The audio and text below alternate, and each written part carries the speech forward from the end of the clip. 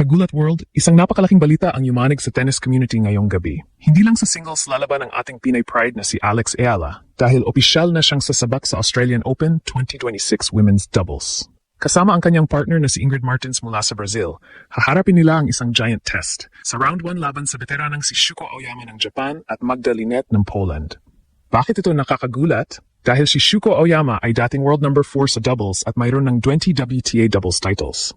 Ngunit narito ang alas ni Alex. Sariwa pa ang kanyang alaala sa pagpulbos kay Magda Linette sa ASB Classic nitong nakaraang linggo sa New Zealand. 6-3, 6-2. Alam na ni Alex kung paano basagin ang laro ng Polish star at sa tulong ni Ingrid Martins na may 2 WTA 250 doubles titles, asahan ang isang tactical masterclass mula sa ating pambato. Ang laban ay nakatakda sa Martes, January 20th. Habang ang Japan ay kampante sa karanasan ni Aoyama, ang Pilipinas at Brazil naman ay bitbit ang youthful energy at fearless momentum. Ito ang unang pagkakataon na magsasama sina Ila at Martins sa isang Grand Slam stage at ang kanilang misyon ay malinaw. Patalsikin ang mga seeded veterans at ipakita na ang bagong henerasyon ang siyang maghahari sa Melbourne. Handa na ba kayo? Dahil sa Martes, ang doubles court naman ang magliliyab. Kagulat World, hindi pa natapos ang ingay sa singles. Heto na naman ang balitang yayanig sa buong Japan at Poland. Ang ating Pinay Pride na si Alex Eala ay opisyal ng papasok sa Australian Open 2026 Women's Doubles Main Draw. At hindi biro ang sasalubungin nila ng kanyang partner na si Ingrid Martins mula sa Brazil. Ang tapatan, Eala Martins versus Aoyama Linette. Sa papel, tila dehado ang ating pambato dahil sa karanasan ng kalaban. Pero kung hihimayin natin ang statistics at ang pinakahuling head-to-head encounter, makikita nyo kung bakit nanginginig na ngayon ang kampo ng Japan. Simulan natin sa elephant in the room, si Shuko Aoyama. Ang Japanese veteran na ito ay isang alamat sa doubles. May career high na world number 4 at may bit-bit na 20 WTA doubles titles.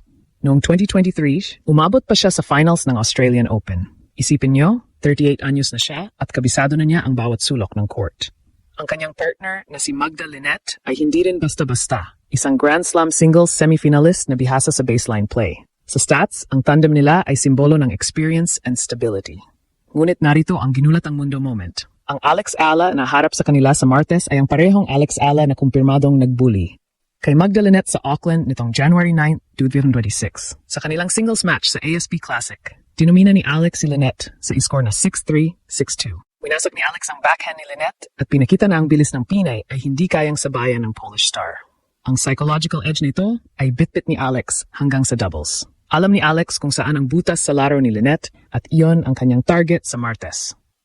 Huwag din nating kalimutan ang lakas ni Ingrid Martins. Ang Brazilian star na ito ay mayroon ng 2 WTA 250 titles, Bud Homburg at Merida, at 4 na WTA 125 titles. Sa taas na 5'11", si Ingrid ang magsisilbing wall at the net. Habang si Alex ang gumagawa ng magic sa baseline gamit ang kanyang lefty spin, si Ingrid naman ang tatapos sa mga puntos gamit ang kanyang malalakas na volleys. Ang combination ng power mula kay Martins at precision mula kay Eala ay isang perfect match laban sa defense-heavy style ni Aoyama. Kung titingnan ang career trajectory, si Aoyama ay pababa na ang ranking nasa number 48 na lang nitong simula ng 2026, habang si Alex ay nasa kanyang meteoric rise patungong world number 43. Ang laban na ito ay ang pagtagtagpo ng old guard at new generation. Habang ang Japan ay umaasa sa nakaraan ni Aoyama, ang Pilipinas at Brazil naman ay sumusulong gamit ang momentum ng kasalukuyan. Sa Martes, January 20th, asahan ang isang tactical war kung saan ang bilis at gutom ni Alex Eala ang muling gugulat sa buong mundo. Mga Kagulat World, ito na ang sandali ng katotohanan, ang ating fearless forecast para sa AO Doubles. Marami ang nagtataas ng kilay at nagsasabing overmatch sina Alex at Ingrid laban sa isang dating world number 4 na si Shuko Aoyama. Pero narito ang shock factor. Ang tennis sa taong 2026 ay hindi na tungkol sa nakaraang rankings, kundi tungkol sa current fire at physical dominance. Sa darating na Martes, January 20, nakikita namin ang isang dambuhalang upset na yanig sa buong Japan at Poland. Bakit namin nasabing laluhod ang mga seeded veterans? Narito ang 3 strategic reasons.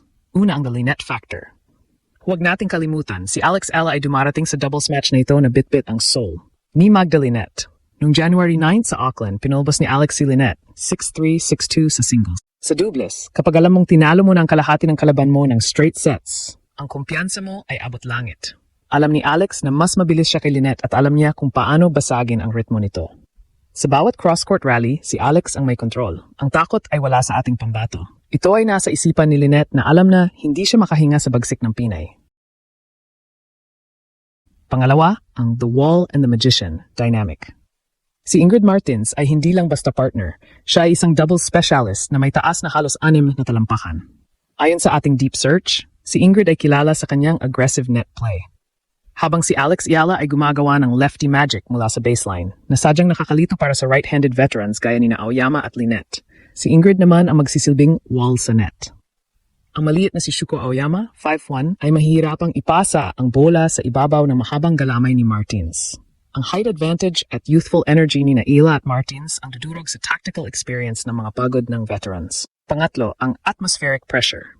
Si Shuko Aoyama ay 38 anyos na. Sa tindi ng init ng Melbourne Park at sa bilis ng laro ng bagong henerasyon, ang stamina ang magiging mitsa ng kanilang pagkatalo. Sina Alex at Ingrid ay nasa kanilang physical peak. Gagamitin nila ang power play para tapusin ang mga puntos ng mabilis.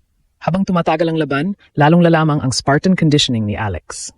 Kapag narinig pa nila ang hiyawan ng Pinoy fans sa court, mawawala sa focus ang Japanese-Polish duo. Ang ating fearless forecast, ang tandem ni Alex Ayala at Ingrid Martins ang magwawagi sa loob ng 2 sets, 7-5-6-3. Inaasahan naming magugulat ang buong Japan dahil ang dating world number 4 na si Aoyama ay hindi makakasabay sa bilis ng bola ni Alex. Ito ang simula ng isang historic run sa doubles na magpapatunay na ang Filipina Diamond ay kayang sumikat sa kahit anong kategorya. Handa na ba kayo? Dahil sa Martes, ang Australian Open Doubles naman ang magiging Pilipinas Arena. Kagulat World, habang papalapit ang Martes, January 20th, isa lang ang malinaw. Ang laban na ito sa Australian Open Doubles ay hindi lang basta laro. Ito ay ang pagbubukas ng pinto para sa isang bagong era ng Asian tennis. Sa pagtatambal ni Alex Ayala at Ingrid Martins laban sa mga veteranong sina Shuko Aoyama at Magda Lynette, hindi lang ang bandila ng Pilipinas at Brazil ang itataas nila, kundi ang mensahe na ang new generation ay handa na para sa trono. Ang tagumpay ni Alex sa singles laban kay Lynette noong nakaraang linggo at ang kanyang pagkakakampiyon sa Koyong Classic ay hindi tsamba. Ito ay bunga ng matinding paghahanda na gaya ng isang Spartan. Bakit ito ang ultimate conclusion na dapat nating tandaan? Dahil si Alex Ayala ay hindi na lang isang prospect. Siya ay isa ng global icon. Sa pag-akyat niya sa world number 49 at ang pagiging sentro ng atensyon ng official Australian Open social media, ipinakita ni Alex na ang isang Pinay ay kayang sumabay at lumampas pa sa mga giants ng tennis. Ang doubles match na ito ay magsisilbing training ground para sa kanyang mental at physical stamina. Sa bawat palo niya kasama si Martins, lalong tumitibay ang kanyang pundasyon para sa singles. Ang double strategy, ang mabilis na volleys at precise shot selection ay magagamit niya para durugin ang focus ng kahit sinong makaharap niya sa main draw. Higit pa rito, ang e-lamania sa Australia ay nagpapatunay na ang sports ay kayang pagkaisahin ang isang bansa.